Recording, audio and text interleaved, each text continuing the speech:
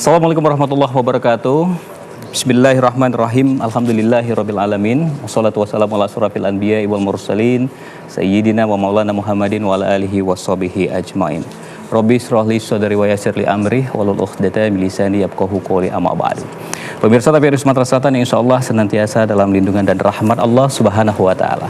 Alhamdulillah senang sekali tentunya saya Andi Muhammad Said kembali hadir menjumpai Anda kali ini di Hikmah Ramadan dan tentunya di edisi 9 Ramadan 1442 Hijriah. Dan tentunya pemirsa seperti biasa kami akan membahas suatu tema yang telah kami siapkan dan tentunya pada hari ini bersama kami telah hadir dua narasumber yang sangat berkompeten dalam tentunya membahas tema kita pada hari ini. Kita akan membahas tema tentang potensi zakat dan ekonomi Islam. Dan kali ini telah hadir bersama kami Ustadz Haji Muhammad Teguh Sobri. Beliau ini adalah konsultan syariah Basnas Provinsi Sumatera Selatan. Assalamualaikum warahmatullahi wabarakatuh, Ustadz. Assalamualaikum warahmatullahi wabarakatuh. Apa kabar nih, Ustadz? Alhamdulillah sehat. Alhamdulillah. Ini 9 Ramadan tetap segar nih, Ustadz. Harus ya? Insya Allah selalu segar ya. Baik. Dan tentunya bersama kami juga telah hadir narasumber yang kedua. Ini tidak asing lagi nih kalau di dunia perbankan di Provinsi Sumatera Selatan. Beliau adalah Direktur Utama Bank Sumsel Babel, Bapak Haji Ahmad Syamsuddin. Assalamualaikum warahmatullahi wabarakatuh, Pak. Waalaikumsalam warahmatullahi wabarakatuh. Apa kabarnya, Pak? Luar biasa. Luar biasa. Bagaimana nih aktivitas selama bulan suci Ramadan? Lancarkah? Lancar, semuanya lancar dan ini Ramadan penuh barakah, jadi kita tetap harus semangat ya. Baik, tentunya harus menanamkan rasa semangat tentunya insya Allah sampai kita di akhir bulan suci Ramadan nanti. Amin. Dan tentunya pemirsa kami akan membahas satu tema tentang potensi zakat dan ekonomi Islam ini. Namun sebelum itu kita akan bersama-sama menyimak dan mendengarkan lantunan ayat suci Al-Quran yang akan dibaca oleh Qori David Ardiansa SE dalam surat At-Taubah ayat 103. Selamat menyaksikan. Assalamualaikum warahmatullahi wabarakatuh.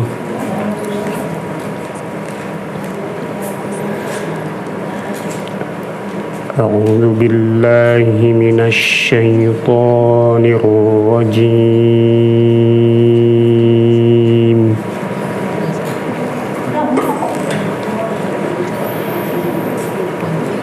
Qul min amwalihim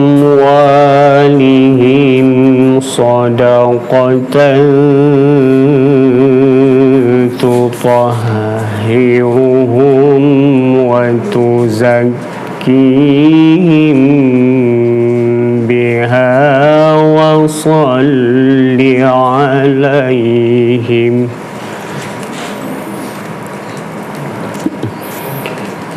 inna salataka sakanun lahum wallahu sami'un alim.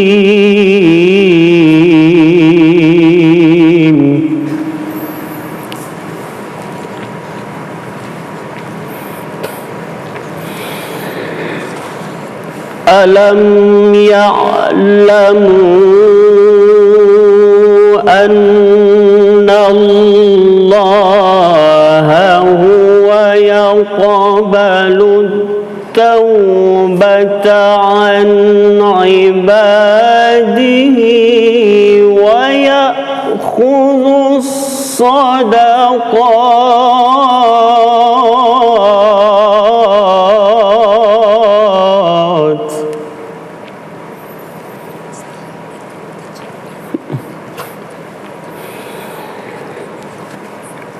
Wa ya'khudhu sadaqati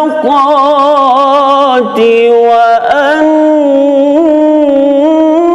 Allaha huwa tawwabur rahim.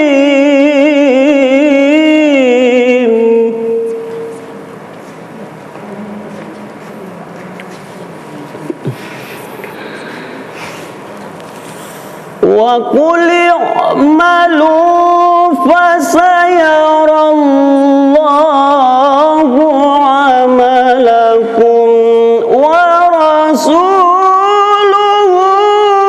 wal mu'minun.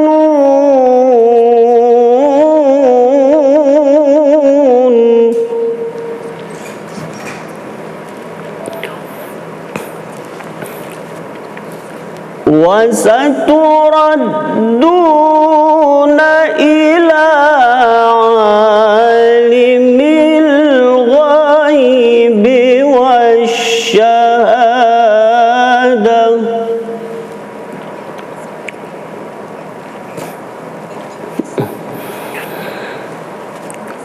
والشهادة فينبئكم بما كنتم تعملون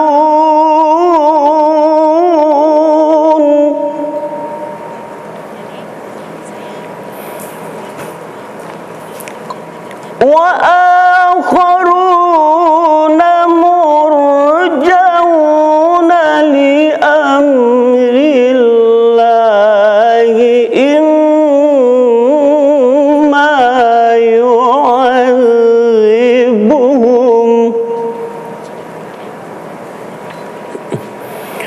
إما يعذبهم وإما يتوب عليهم والله عليم حكيم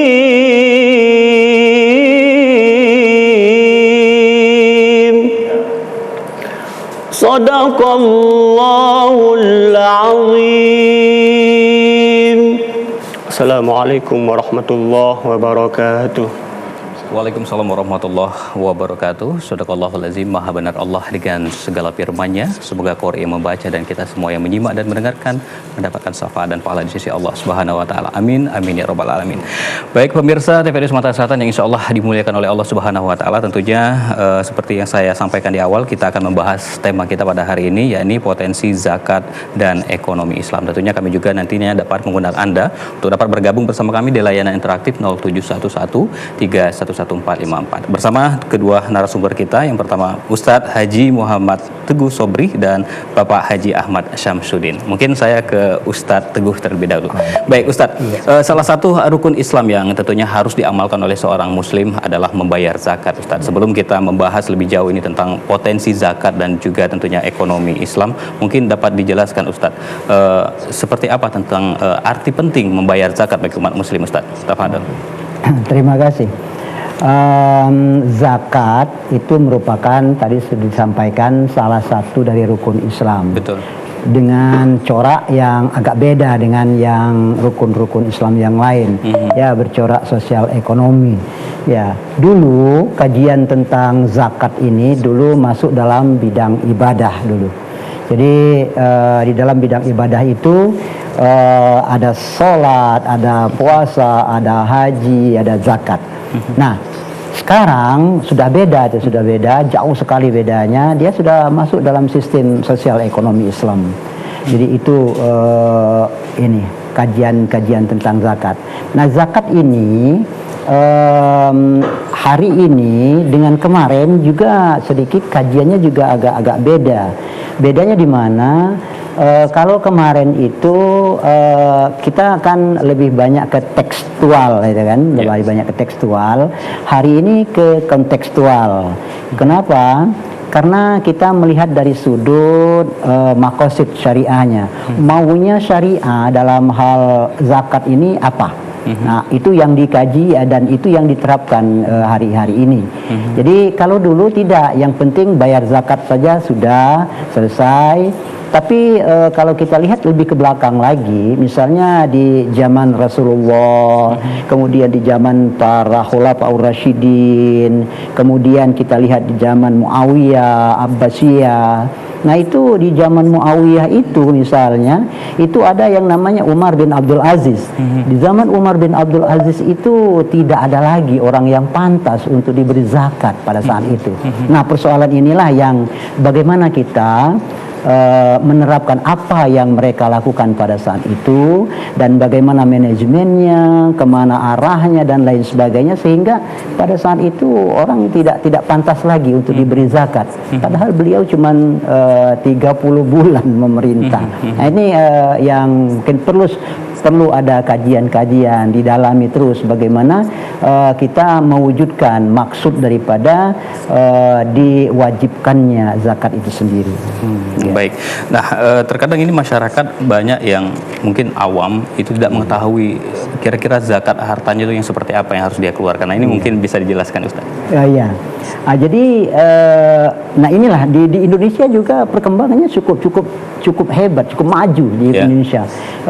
Kalau dulu kan masalah zakat ini tersebar di mana-mana itu kan, kiai ini bilang begini, ulama ini bilang begini, ustadz ini bilang begini. Hari ini tidak lagi. Hari ini tidak lagi. Kenapa? Muncul sekarang ini ada undang-undang tentang pengelolaan zakat. Dalam undang-undang tentang pengelolaan zakat itu disebutkan harta yang wajib dizakati itu harta apa-apa saja. Nah, ini yang menariknya memang kalau selama ini kan masyarakat kalau sudah berzakat fitrah merasa sudah selesai membayar zakat atau menunaikan rukun Islam, tapi ternyata tidak cuma itu, ya. Sebab zakat fitrah itu sebetulnya ya karena kita melaksanakan puasa, ketika kita futur, ketika kita berbuka, kita berzakat itu dalam rangka apa tujuannya? Tujuannya untuk membersihkan mungkin saja para saiman ini kita dalam hal melaksanakan puasa ini ada perkataan-perkataan yang tidak bagus, ada perbuatan-perbuatan yang seharusnya tidak dilaksanakan, atau bahkan perbuatan sia-sia pun sebetulnya tidak harus dikerjakan itu. Nah, oleh karena itulah sebetulnya beda sekali antara zakat fitrah, zakat jiwa itu dengan zakat harta. Kalau zakat jiwa itu bulan ini saja yang bakal kenanya itu tidak di bulan-bulan lain, tapi kalau zakat harta sepanjang tahun itu. Panjang tahun tergantung dari mana dia mulai usaha atau tergantung kapan dia panen. Nah, begitu. Nah, ini di dalam Undang-Undang Nomor 23 tahun 2011 itu ada 9 item tentang masalah zakat ini, tentang masalah zakat harta ini. Ya, tentang zakat harta ini. Misalnya katakanlah uang, ya. Emas perak dulu. Emas dan perak. Kalau dulu cukup kata-kata emas dan perak, sekarang sudah berkembang menjadi dan logam mulia lainnya. Artinya kan semua logam mulia itu harus dihitung, harus dibayar zakatnya. Demikian juga uang. Uang itu bukan cuma uang, tapi juga dan surat berharga lainnya. Iya. Jadi banyak sekali varian dalam hal zakat ini sendiri. Kenapa? Karena semua harta, pendapatan kita atau harta kita itu kalau sudah sampai syarat-syaratnya, dia wajib mengeluarkan zakat. Itu kalau untuk zakat harta ya, Ustaz. Kalau seandainya untuk zakat penghasilan sendiri ini gimana, Ustaz? Ada hitungan berapa persentase? Iya. Jadi bahagian daripada zakat harta itu, zakat mal itu yang ke-8-nya itu adalah pendapatan dan jasa. Iya. Pendapatan dan jasa itu masuklah di situ penghasilan. Iya, penghasilan. Profesi, ada yang bilang lebih senang menyebutnya zakat profesi. Ada yang penghasilan saja. Tapi di situ di dalam undang-undang disebutkan pendapatan dan jasa. Jadi semua bentuk pendapatan, segala bentuk pendapatan, ya bukan cuma sekedar gaji saja. Kalau dia sudah dipotong gajinya itu sudah dipotong 2,5% dari gaji kotor lah gitu kan.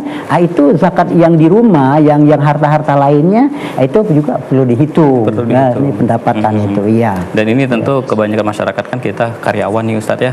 Dan zakat yang ke-8 tadi ya, itu mengenai penghasilan. Baik, kalau berbicara masalah karyawan, nah ini kita berpindah ke Bapak Syam, bahwa Bank Sumsel Babel juga tentunya salah satu bank yang tentunya pembangun bangun daerah seperti itu ya Pak. Nah, kalau untuk dari Bank Sumsel Babel sendiri, apakah ada program atau juga fasilitas untuk menyalurkan zakat ini sendiri Pak? Ya, Ini menarik ya. Sebenarnya tadi Ustaz Teguh menyampaikan bahwa zakat ini sekarang ini kalau kita lihat ini bagian penggerak ekonomi. Betul. Gitu ya. Tidak hanya zakat sebenarnya, Jiswap ya. Iya. Jadi Jiswap ini sebenarnya sekarang ini sebagai bagian penggerak ekonomi Islam di Indonesia. Nah, kita bicara zakat. Tadi kita ditanyakan mengenai zakat penghasilan. Iya. Bank Sumsel Babel sekarang ini memang untuk karyawannya kita ada pemotongan untuk setiap bulan itu untuk dipotong zakat. Dan potensinya luar biasa. Kita punya kemarin itu kita punya zakat penghasilan ini sekitar 2,3 miliar gitu ya. Padahal kalau kita lihat secara nasional kita punya potensi zakat itu sekitar 233 triliun Ustaz ya. Dan 139 triliunnya itu zakat penghasilan. Kalau kita bisa kelola ini secara bagus gitu, mungkin akan bisa menggerakkan juga ekonomi masyarakat dan juga bisa juga mengentaskan kemiskinan. Nah, Bank Sumsel Babel melakukan itu, pemotongan secara sukarela kepada karyawan setiap bulan dipotong dari penghasilannya itu. Nah, itu yang kita kerjakan. Baik. Nah, sejauh ini untuk penyalurannya gimana sistemnya, Pak? Penyalurannya yang kita kerjakan sekarang ini di Bank Sumsel Babel, kita membuat sistem yang namanya Ramah Zakat gitu loh. Memang tadi Ustadz bilang katakan zakat ini sekarang berkembang terus gitu kan ya. Zakat orang minta sekarang ini kebutuhan untuk accountable gitu kan, kemudian juga transparan gitu kan ya. Nah, Bank Sumsel Babel membangun yang namanya sistem Ramah Zakat ini seperti sistem aplikasi yang mendekatkan antara muzaki dengan mustahik dengan menggunakan sistem. Jadi nanti muzakinya bisa langsung melihat siapa yang dia akan kasih untuk zakat fitrahnya gitu kan. Zakat malnya juga dia bisa langsung tunjuk siapa gitu loh. Nah, sistem-sistem ini yang kita lakukan di Bank Sumsel Babel. Dan sistemnya ini pun nanti tidak lagi menggunakan cash, dana tunai. Kita lagi menggunakan non cash gitu kan ya. Jadi nanti misalnya si muzakinya memberikan sembako kepada mustahiknya. Nah, mustahik nanti bagaimana ngambil sembakonya? Akan ditunjuk merchantnya warung sembako yang ada di lingkungannya. Dia hanya datang nanti sebulan sekali dengan menggunakan misalnya QRIS gitu ya, dengan seperti barcode gitu ke warung, tinggal di tap gitu kan. Tetapi yang di tap ini hanya sembako. Misalnya apakah boleh untuk rokok? Ya nggak boleh gitu kan. Nanti kita di situ kita batasi gitu. Jenis gula segala macam untuk sembako. Iya, memang penyalurannya untuk ke mustahik yang memang sudah ditentukan seperti itu, Pak ya. Sudah ditentukan, sudah ditentukan. Dan untuk penentuan mustahik sendiri nanti seperti apa kalau untuk di Bank Sumsel Babel, Pak? Kita sekarang ini kita punya pilot dulu dengan Ustadz Teguh juga kita sudah bicara, kita punya pilot di Palembang. Nah, itu kita lakukan pilot itu di Palembang, dan alhamdulillah ini kita jalan, dan ini kita lagi review, insya Allah ini jalan terus gitu. Baik, ini sangat luar biasa sekali ya, tentunya juga dapat menjadi contoh juga untuk instansi-instansi lain untuk melakukan hal yang sama tentunya. Dan pemirsa, tentu kami akan melanjutkan perbincangan kami bersama kedua narasumber ini, tentunya bersama kami tetap di Hikmah Ramadan setelah jeda pariwara berikut ini.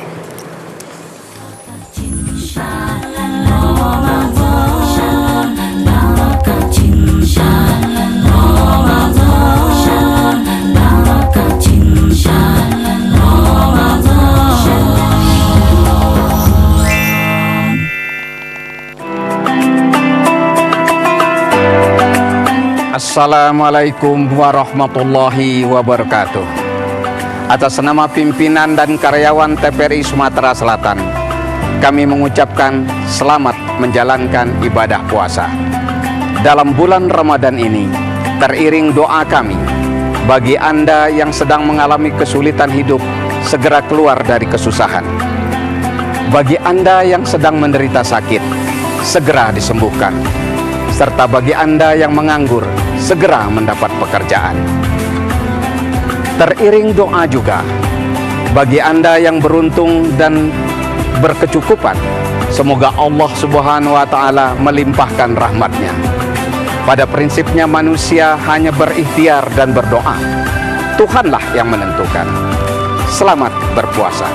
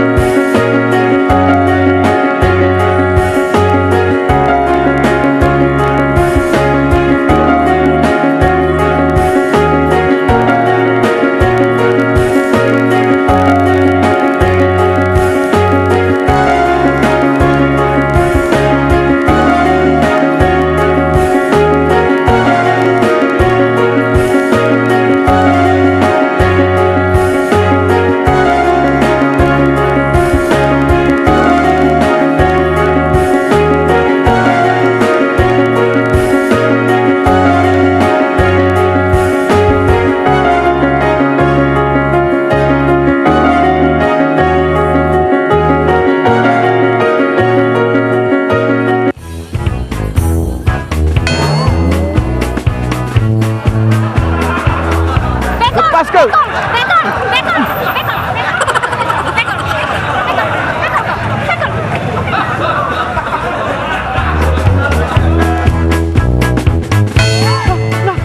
aku timbeknya. Nah, ada kata isi bu. Maling, hai dah. Aku yang kemalingan. Ay.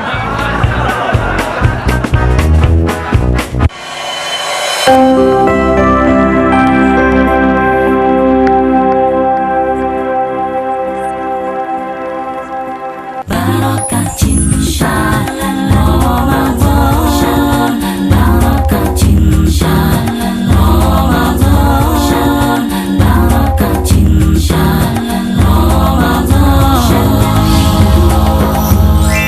Baik, terima kasih. Alhamdulillah pemirsa Anda masih bersama kami di Hikmah Ramadan, dan tentunya kami masih mengundang Anda untuk dapat bergabung bersama kami di layanan interaktif 0711314154 dengan tema kita hari ini, potensi zakat dan ekonomi Islam, bersama dua narasumber kami, yakni Ustadz Haji Muhammad Teguh Sobri dan Bapak Haji Ahmad Syamsuddin. Mungkin kami kembali ke Bapak Sam kembali nih Pak, bahwa tadi penyaluran zakatnya memang mengutamakan transparan dan adil ya ini Pak ya, bahwa nanti penyalurannya langsung ke mustahik, dan untuk program pemerintah juga harus cashless seperti itu Ustaz ya. Dan kemudahan apa lagi ini Pak kira-kira yang bisa didapat oleh nasabah atau masyarakat ketika ingin membayar zakat melalui Bank Sumsel Babel ini? Iya, ini menariknya sekarang ini tadi Ustaz Teguh nyampaikan juga bahwa zakat ini berkembang, ya. Berkembang dari bentuknya, berkembang dari juga jenisnya dan bagaimana transaksinya gitu kan. Kalau dulu kita datang kumpul gitu kan, kita pakai cash, pakai uang gitu kan, kadang-kadang kita kumpulkan beras gitu kan. Ya. Sekarang ini malah ada kemudahan sekali, apalagi dalam kondisi COVID seperti ini ya. Dalam kondisi COVID seperti ini, transaksi tidak lagi dengan menggunakan uang tunai.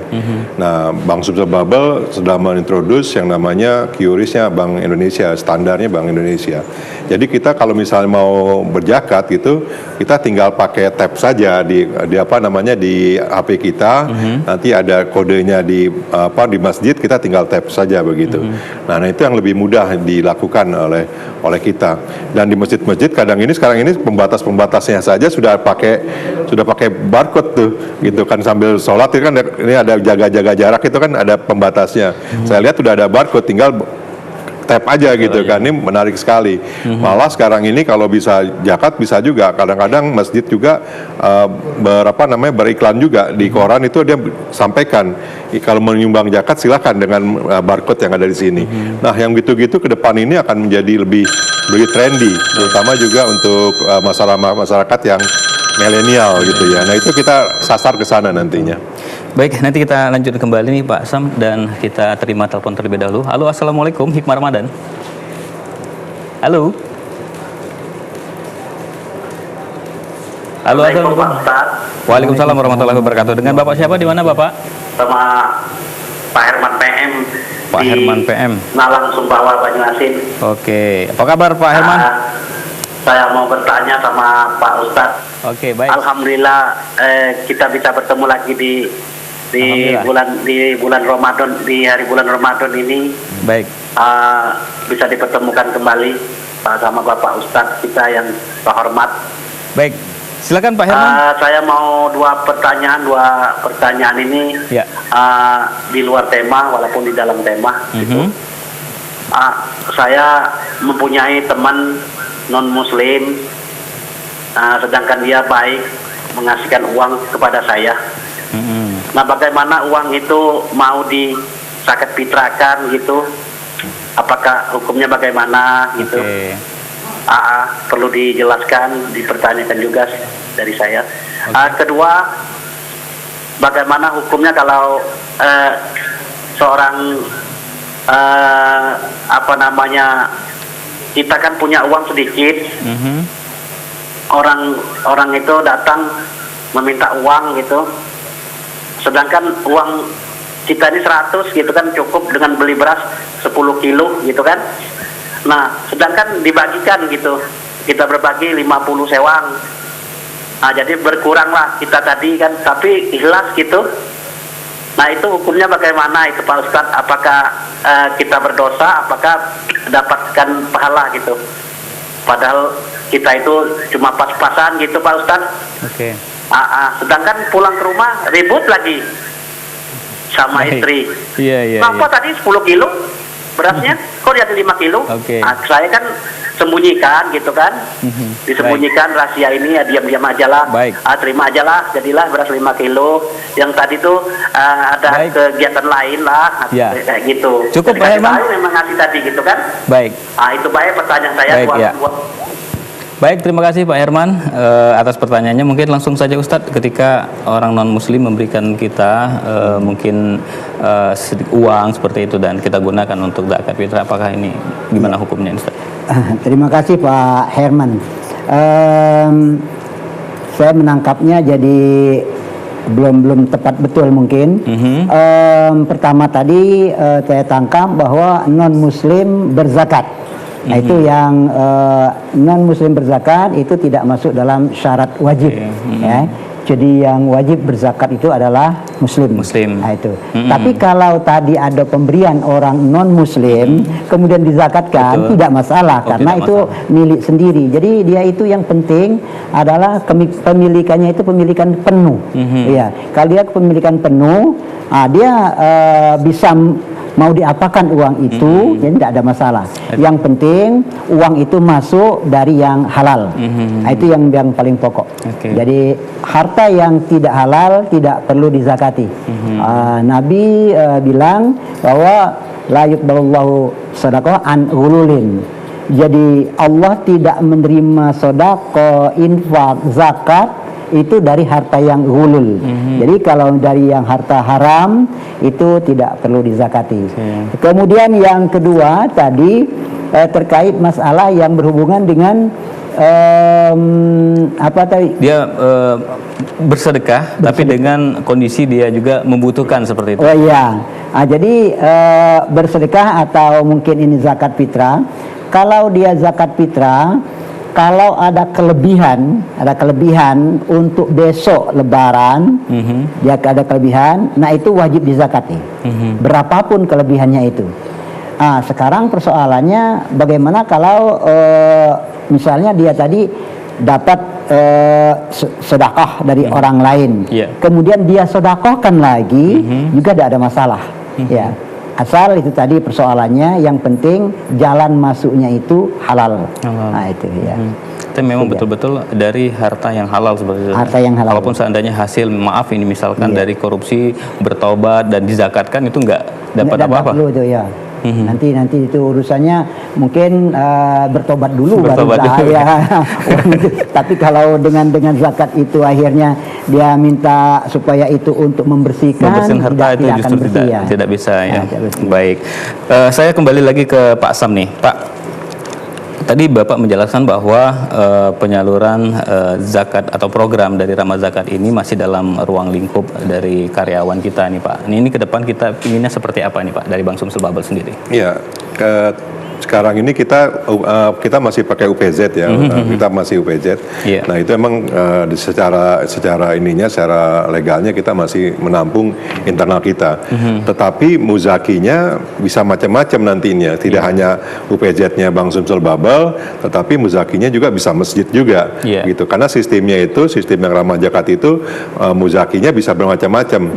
Basnas pun bisa jadi muzaki yang pakai sistem kita, gitu. Karena sistemnya ini open system. Jadi siapapun bisa gunakan. Jadi nanti mujakinya masjid, dia akan sampaikan ke sekeliling masjid. Nah itu beauty-nya sebenarnya zakat seperti itu gitu loh.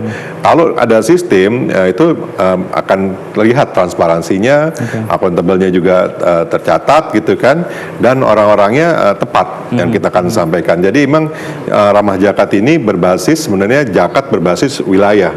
Jadi muzakinya kita berharap bisa mengontrol dan bisa memberikan kepada orang-orang yang tepat.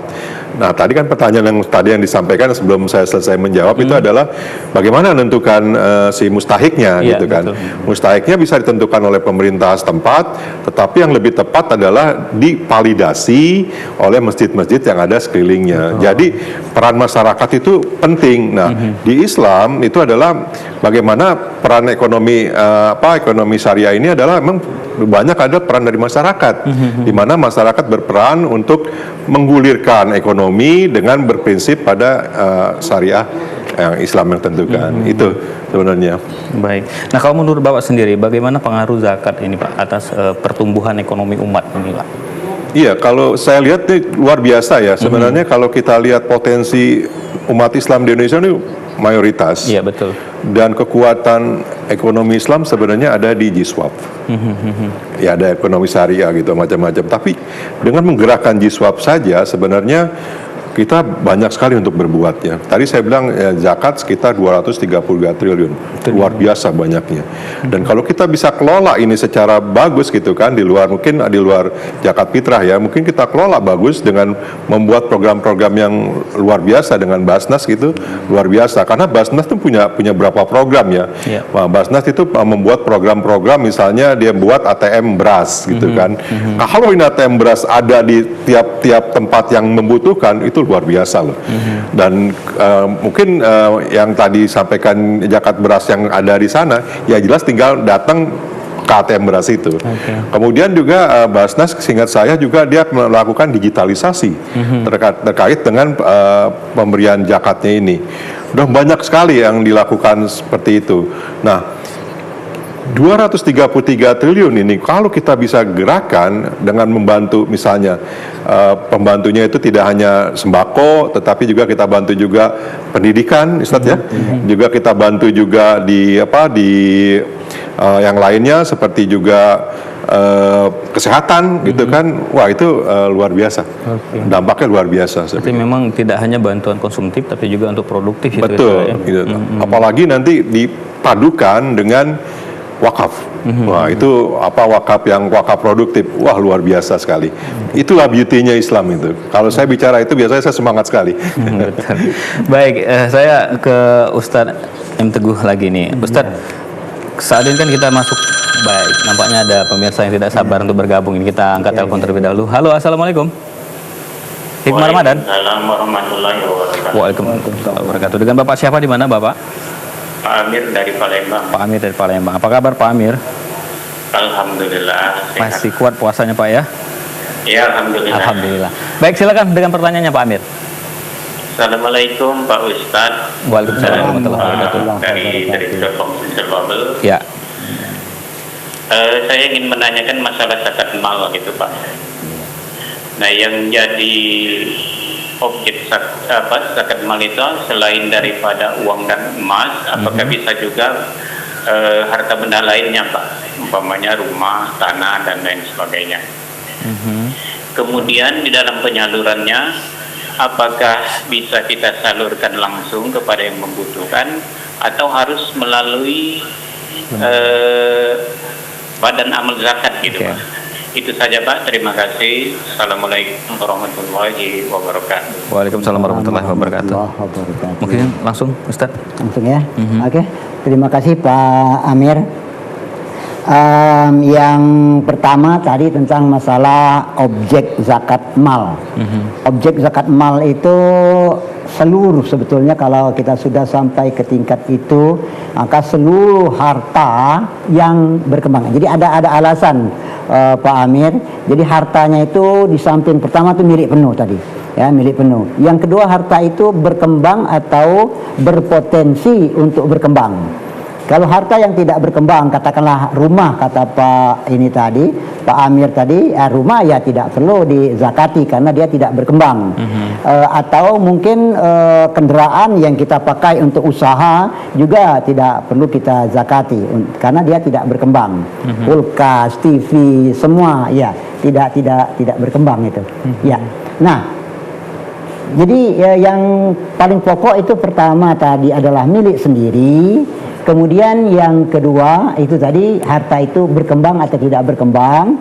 Yang ketiga, kalau dia sudah sampai nisab, ya, kalau sudah sampai nisab, atau juga kalau dia sudah sampai haul, masa 1 tahun bagi yang harta yang menggunakan haul. Tapi harta yang tidak menggunakan haul seperti pertanian, rikas, itu tidak menggunakan haul. Begitu didapat itu langsung dizakati.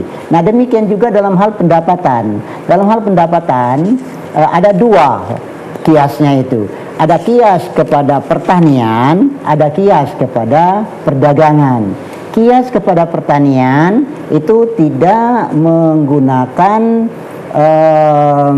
haul tadi. Kalau kita pada pertanian, begitu dia panen, wa'atu haqqahu yauma hasodi, itu di dalam Al-An'am 141. Atau juga dari ini, dari harta rikas, harta temuan, juga dia tidak menggunakan haul. Nah, jadi 4 itu syaratnya. Jadi yang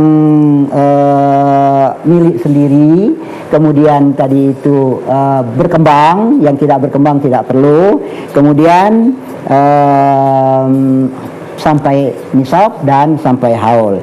Yang kedua tentang masalah penyaluran. Penyaluran zakat itu dalam hal zakat ini ibadah yang ada tenaga, ada buruhnya, ada pekerjanya. Ini ada pekerjanya. Itu seperti tertuang di dalam surah At-Taubah ayat 60 itu. Wal 'amilina 'alaiha. Nah, jadi seyogianya berzakat itu harus melalui amil, ya. Kenapa? Karena dalam hal melalui amil ini kepentingannya banyak di situ. Yang pertama, antara si muzaki dengan si mustahik itu tidak harus dia itu ketemu. Musaki dengan mustahik dia ketemu. Kalau ketemu itu khawatir. Bagi muzaki dia akan ada rasa riya. Takutnya begitu.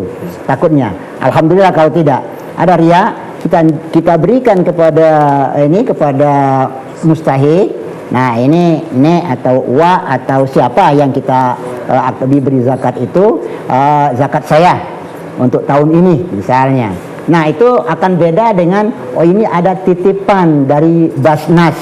Nah itu kan beda. Jadi dia tidak lagi merasa hebat begitu, ya. Jadi tidak merasa hebat. Demikian juga si mustahik tidak merasa rendah. Ya, tidak merasa rendah. Jadi memang di dalam agama kita ini, dalam agama Islam ini, antara satu individu muslim dengan muslim lainnya itu sama kedudukannya. Tidak dilihat dari sudut kepintarannya atau gelarnya, tidak dilihat dari hartanya, tidak dilihat dari status sosial dan lain sebagainya. Sama. Kadang-kadang banyak orang yang lulus ujian dalam hal harta ini kurang harta atau tidak ada harta, atau kurang harta. Nah, yang banyak juga yang lulus juga sebetulnya. Banyak juga yang tidak lulus dalam hal orang-orang yang kaya misalnya. Tapi banyak juga yang lulus di situ. Jadi tidak 100% itu begini, yang itu begini, tidak. Tapi artinya orang yang berharta dengan orang yang tidak berharta, orang yang berpangkat, tidak berpangkat, itu sama. Kesempatan masuk surganya sama. Karena kedudukannya di mata Allah Subhanahu wa taala itu sama. Bedanya apa? Cuman ketakwaannya yang beda. Nah, ini kalau kita misalnya perhatikan dalam hal penyaluran ini, ada orang yang misalnya bilang kita menggunakan Al-Baqarah 177. Di Al-Baqarah 177 itu memang beda dengan yang di dalam At-Taubah 60. Al-Baqarah 177 itu di situ ada tercantum kata-kata zawil kurba, ya, zawil kurba, ya. Nah, jadi kadang-kadang di tengah-tengah masyarakat berkembang itu. Itu yang paling bagus kepada zawil kurba, paling afdal kepada zawil kurba, sanak famili, ya. Karena yang tahu dengan keadaan familinya itu adalah yang bersangkutan. Nah, dalam hal yang begini memang saya sepakat tadi. Jadi memang harus ada orang yang melegitimasi beliau ini siapa, dan itu kalau di Basnas itu kita survei bagi yang memang akan mendapatkan zakat dengan dalam bentuk kesehatan ataupun dalam bentuk kemakmuran atau modal usaha atau alat usaha. Nah, ini memang disurvei. Karena memang di samping tadi itu akuntabilitasnya, juga yang dipentingkan di situ adalah adil. Jadi kalau ada dua orang berdekatan rumah, yang satu ada hubungan lah dengan kita misalnya, yang satu tidak ada hubungan dengan kita, nah kita harus lihat, harus adil, mana yang lebih memerlukan atau membutuhkan. Jangan dilihat dari sudut bahwa ini adalah keluarga saya dan lain sebagainya. Jadi di situ. Jadi kepentingan untuk kita itu menyalurkan melalui amil, dan memang sudah ada di dalam Al-Quran, karena satu-satunya profesi yang ada dalam Al-Quran itu amil. Iya, satu-satunya. Yang lain belum, nampaknya mungkin ya, belum pada saat itu. Baik. Iya. Baik, mungkin cukup terjawab ya Pak Amir dari Kota Palembang atas pertanyaannya. Mungkin saya kembali lagi ke Pak Ustadz M. Teguh. Ustadz, ketika kita terdampak ini ya COVID-19 masih sampai saat ini, kalau di data Basnas sendiri itu adakah peningkatan-peningkatan yang tentunya dalam kategori mustahik? Iya. Yang pertama ingin saya sampaikan bahwa peningkatan pemasukan atau penghimpunan itu karena COVID ini tidak ada masalah, bahkan naik. 2019 bahkan naik. Luar biasa. Insya Allah 2019, 2020 akan naik kan dari 2019. Karena itu COVID sudah waktu itu kan. Iya. Tinggi ya. Karena apa tadi? Karena kita mengikuti perkembangan kemajuan teknologi ini kan. Sebab kalau tidak ikut yang itu, kita jadi tertinggal. Nah itu kalau sudah tertinggal, itu kita khawatir keliru dalam hal yang berhubungan dengan tadi mengikuti jejak Umar bin Abdul Aziz tadi. Kemudian dalam hal penyaluran, memang kita seperti tadi juga disampaikan oleh Pak Syam tadi, kita ada 5 program. 5 program, dalam 5 program ini ada yang konsumtif, ada yang produktif. Nah, yang konsumtif ini ada 4 itu. Ada program-program yang berhubungan dengan misalnya dalam hal masalah kita ada kebakaran misalnya, ya, ada kebakaran atau mungkin banjir dan lain sebagainya, itu konsumtif. Ya, itu konsumtif. Nah, ada lagi yang konsumtif itu dalam bentuk misalnya kesehatan, konsumtif juga.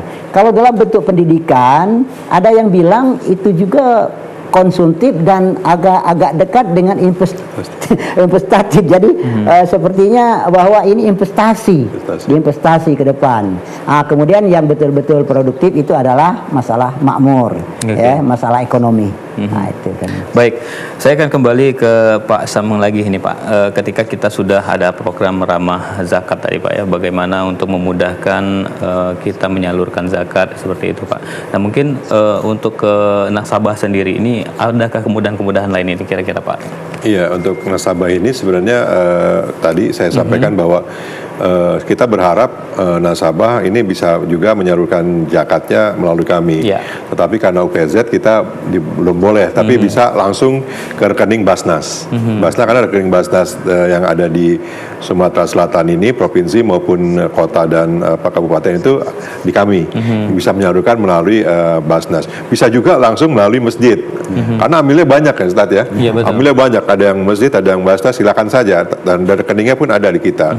Dan kalau misalnya itu dengan menggunakan kris pun kita bisa lakukan gitu kan. Yang penting adalah bahwa sekarang ini bagaimana kita dalam bulan Ramadan ini, ayo kita bersama-sama meningkatkan amalan kita, termasuk juga zakat ini. Nah tadi juga dikatakan juga bagaimana dengan kondisi COVID gitu ya. COVID sebenarnya tadi Ustaz sampaikan bahwa pemberiannya tidak masalah, tetapi yang membutuhkan meningkat. Nah, meningkat. Itu yang jadi masalah. Karena kan di COVID ini kan yang terkena ini bukan lagi usaha-usaha besar, tetapi usaha kecil terkena gitu kan. Nah, di nasional saja peningkatan angka kemiskinan dari 9,9 menjadi 10,2. Itu naik gitu 10%. Nah, disitulah yang peran kita gitu kan, kita lakukan gitu loh. Dan makanya kenapa Bank Sumsel Babel sangat eager, sangat ingin membantu dengan menggunakan ramah zakat, dengan menggunakan sarana-sarana lainnya, karena di disitulah peran kita sebagai fasilitator untuk menghubungkan antara muzaki dan mustahiknya gitu loh. Dan tengah-tengahnya tentunya ada amilnya bisa macam-macam, bisa upejat kami, bisa macam-macam gitu kan. Tapi di samping itu ada pergerakan ekonominya, yaitu kita akan memberikannya melalui yang non cash dan menggunakan warung setempat. Jadi ekonomi yang ada di daerah situ itu bisa meningkat. Itu sangat-sangat ada peran-peran ekonominya. Nah, yang kita harapkan, jadi di komunitas itu, di wilayah itu semuanya bisa berkembang. Itu ada dampak daripada pemberian zakat ke ekonomi yang ada di situ. Artinya kita memang ada kerjasama dengan warung-warung seperti itu ya, untuk para mustahik di sekitar situ, Pak. Betul. Jadi mustahik itu bisa kita tunjuk warungnya, dia bisa datang ke sana sebulan sekali, bisa milih macam-macamnya dengan limit tertentu, dengan barang-barangnya tertentu. Barang-barangnya pun tidak boleh yang barang-barangnya dia ditukar dengan barang-barang yang sifatnya mewah-mewahan gitu, enggak. Tapi itu emang kan ini tujuannya kan untuk membantu parkir miskin gitu ya. Jadi yang tidak mampu ya kita lihat barangnya apa ya, sembako gitu kan yang diperlukan. Tadi rokok nggak boleh, yang lainnya nggak boleh. Tapi itu nanti terdata di situ. Artinya memang ketika masyarakat ingin menyalurkan itu begitu mudah sekarang ya Pak ya. Iya, itu begitu mudah. Fasilitas yang diberikan oleh Bank Sumsel Babel. Yang penting dalam rekeningnya ada duitnya Pak ya. Ya itu. Tapi jangan saya catat ya. Bahwa sebenarnya sekarang rezeki itu, kalau nanti Ustadz yang ambil intinya mungkin ambil hayatnya gitu. Kalau mau mancing rezeki itu beramal. Iya Pak. Betul. Jangan mikirkan rezekinya sedulu, tetapi yang penting bagi kita beramalnya dulu lah. Kalau kita bantu orang, pasti insya Allah kita tuh bertransaksi, bukan transaksi dengan orang itu, tapi kita bertransaksi dengan Allah gitu kan. Saya rasa itu. Jadi banyak lah beramal, insya Allah rezekinya bertambah gitu kan. Nampaknya ini pengalaman juga Pak ya, pastinya Pak. Karena ketika kita mengeluarkan untuk beramal, bersedekah, insya Allah itu akan bertambah. Insya Allah. Amin. Nanti kita akan lanjutkan kembali tentunya Pak Sam dan juga Ustadz Teguh setelah jeda berikut. Tetaplah bersama kami di Hikmah Ramadan.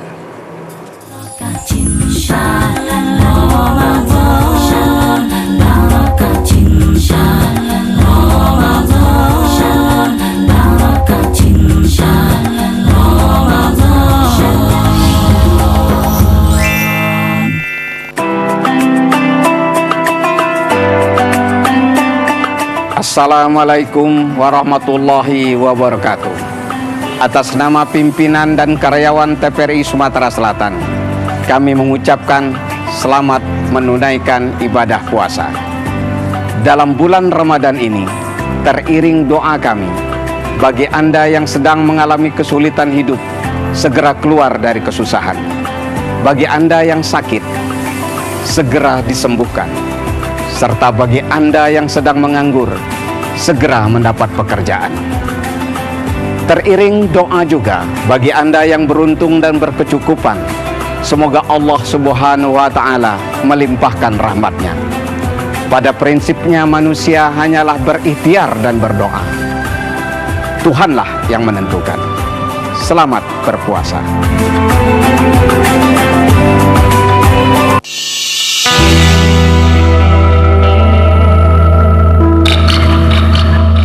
Bu, kabelnya jatuh Bu. Kasihan tuh ibunya. Tuh, ada ibu-ibu tuh kabelnya jatuh. Kabel ya, bentar. Gimana kalau kita share di sosmed? Maaf ya Bu, maaf. Kang itu Bu jatuh tuh loh. Tolongin dong. Ya ampun, malah diarin doang. Tolongin itu. Elah, jangan.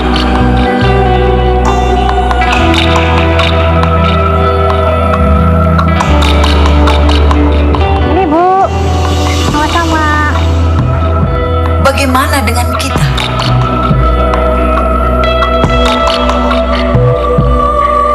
Sudahkah kita peduli? Ataukah hanya sekedar seolah-olah peduli? Cepat tepat tingkat SMA se-Sumatera Selatan.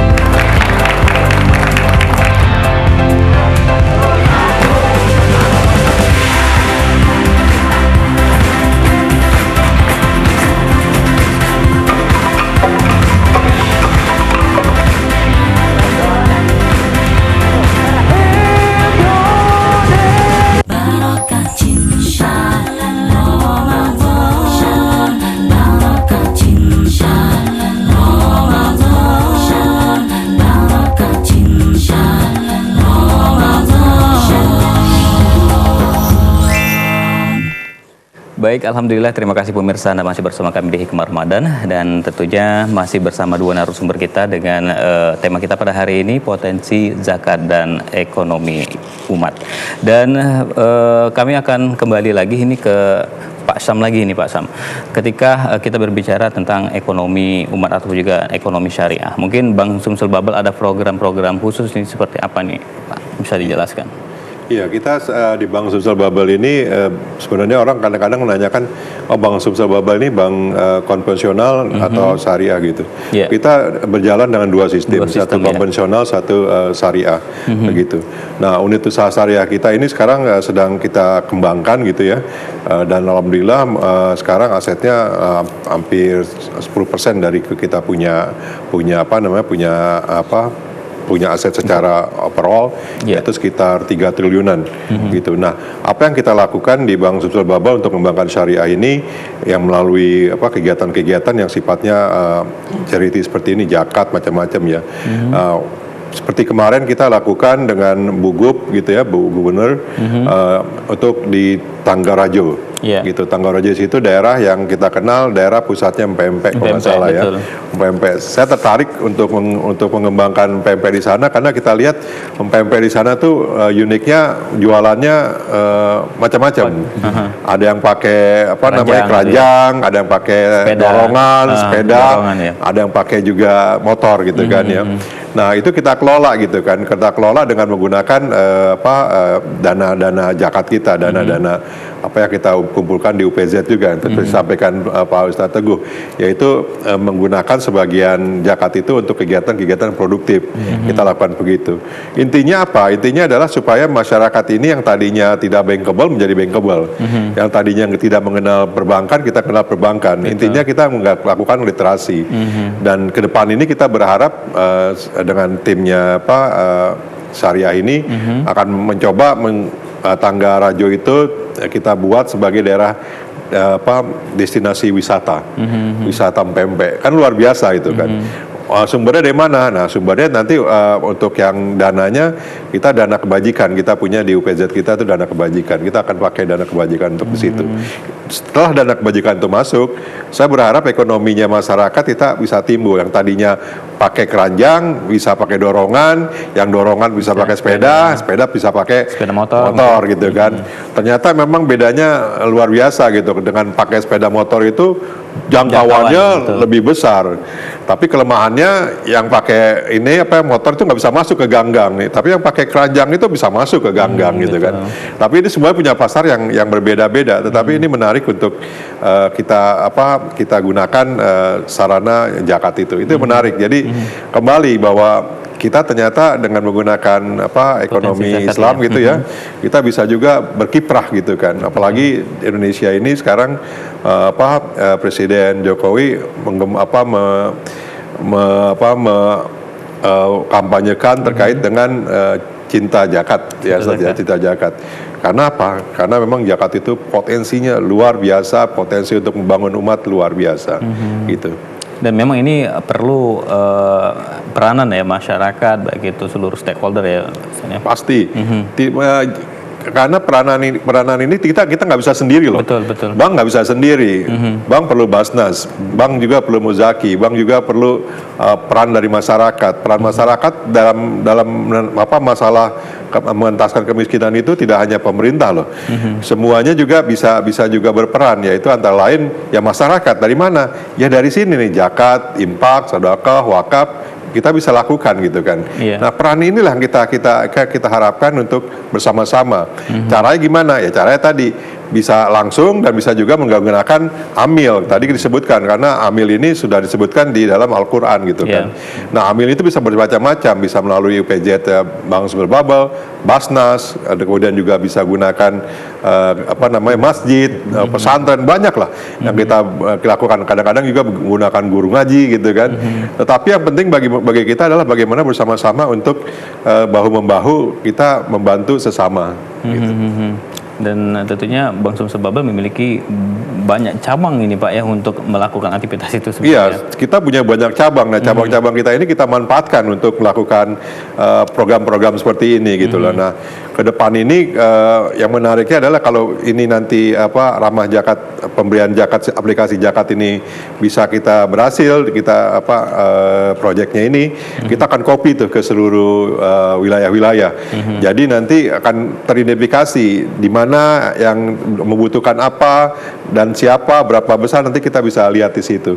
Dan itu juga nanti kita akan komunikasi dengan Basnas, kita sama-sama menggunakan aplikasi itu. Nah, itu yang saya berharap ke depan kita bisa gunakan gitu. Oke. Baik.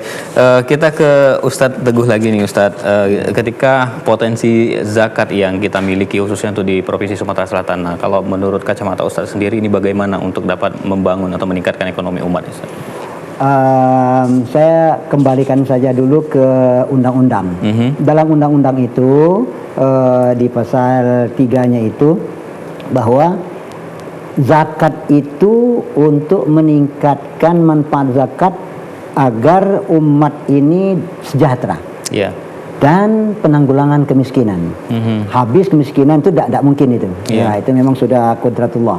Cuman peningkatan kesejahteraan dan penanggulangan kemiskinan itu perlu kita lakukan terus-menerus, sinergi dengan siapapun. Ya, jadi dengan siapapun. Jadi oleh karena itu seperti tadi disebutkan, bukan zakat saja, di Basnas juga kan bisa menerima infak, sedekah, kemudian dana sosial keagamaan lainnya di luar wakaf ini kan, di luar wakaf, karena wakaf ada lembaganya, dan dana sosial keagamaan lainnya, termasuk dalam hal orang karena tidak berpuasa misalnya, dia harus bayar fidyah. Nah, itu juga bisa dibayar melalui Basnas. Nah, gitu. Jadi semua itu peruntukannya adalah kepada umat, kesejahteraan umat. Untuk kesejahteraan umat, ya.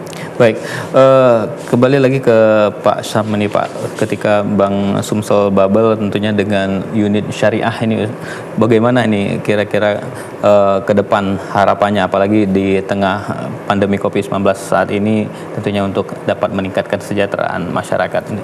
Iya. Kita berharap Bank Sumsel Babel unit syariah ini bisa lebih berkiprah ya ke depan ini, karena memang potensi untuk berkiprahnya itu besar. Besar, betul. Dan tidak hanya dari segi dia mengumpulkan zakat saja, tetapi juga berkiprahnya bagaimana untuk meningkatkan produktivitas umat. Betul. Nah, ini yang kita lakukan. Alhamdulillah Bank Sumsel Babel Syariah ini mendapat kepercayaan kemarin waktu tahun kemarin. Unit usaha syariah Bank Sumsel Babel belum mendapatkan dana kur. Nah, sekarang kita dapat dana kur sebesar 50 miliar rupiah. Jadi memang ini kita coba kita kembangkan gitu kan ya. Karena ternyata memang kembali bahwa fokus kita ke unit syariah itu bagaimana mengembangkan ekonomi umat, tetapi yang memang di UMKM-nya. Karena ini UMKM yang benar-benar kita menggerakkan umat gitu kan. Yang menarik adalah memang UMKM ini ternyata UMKM yang sangat bagus gitu ya, yang UMKM yang digerakkan oleh ibu-ibu. Betul. Ya, dan ternyata emang benar kata Nabi itu, kalau misalnya kalau kita mau menyebutkan itu, ibu disebut 3 kali ya. Ibu 3 kali, ayah baru kali ya. Nah, ibu gitu kan, nah, ibu gitu. Jadi dari situ ternyata benar dampaknya kalau kita kasih UMKM ke ibu rumah tangga, ternyata sangat produktif. Dan kita kemarin juga di tempat yang lain kita lakukan beberapa kegiatan kur dengan sistemnya ekosistem gitu, dengan dimana ibu-ibu berkumpul dalam bentuk PKK, dalam bentuk pengajian, ini ternyata luar biasa. Baik. Dan kita ke depan kita ke sana. Baik, luar biasa sekali tentunya ini program-program atau juga yang difasilitasi oleh Bank Sumsel Babel. Dan mungkin sedikit kesimpulan dari Ustadz M. Teguh dari potensi zakat di tengah tentunya perkembangan peningkatan umat ini, Ustadz, silakan dengan kesimpulan kita. Terima kasih. Jadi yang paling pokok pertama itu adalah bagaimana kita meningkatkan kesadaran berzakat ya umat ini. Zakat itu bukan cuma zakat fitrah, tapi juga zakat mal. Jadi itu. Yang kedua, meningkatkan juga kesadaran untuk berzakat itu melalui amil, ya, melalui amil. Nah, tapi amil ini tentu harus sesuai dengan syariat, ada 7 itu yang penting. Jadi kalau ini sudah jalan, insya Allah hal-hal besar insya Allah akan bisa kita selesaikan. Baik, terima kasih tentunya kepada Ustadz M. Teguh dan juga Bapak Ahmad Syamsuddin atas waktunya pada hari ini, sangat luar biasa kasih. Dan semoga ini tentunya dapat menambah semangat kita dalam beribadah kepada Allah Subhanahu wa taala, tentunya dalam membayar zakat, karena dengan membayar zakat insya Allah kita mensucikan harta kita. Dan demikian tentunya perbincangan kita di Hikmah Ramadan untuk edisi kali ini, semoga dapat bermanfaat. Atas nama kerabat kerja, saya Ani Muhammad Said mengucapkan terima kasih. Wabillahi taufiq wal hidayah. Wassalamualaikum warahmatullahi wabarakatuh. Waalaikumsalam warahmatullahi wabarakatuh. Terima kasih banyak Pak. Terima kasih.